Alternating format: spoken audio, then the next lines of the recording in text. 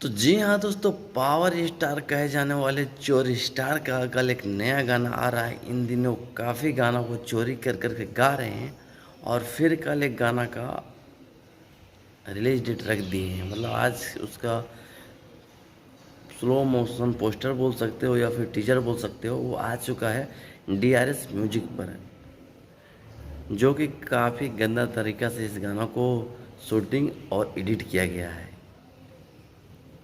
यहाँ पर आप देखिए, power star Pawan Singh heroine को कैसे पकड़ के रखे, लग रहे हैं कि क्या बोले, ग्राउंड में घूर रहे हैं।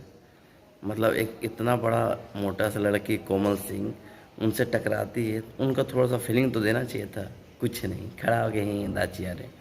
और ये दूसरा पवन सिंह जो फाइट मार रहे हैं, ये बंदा गिर रहा है खाली कार्टून पे, कुछ सामान रख देते भाई मेरे।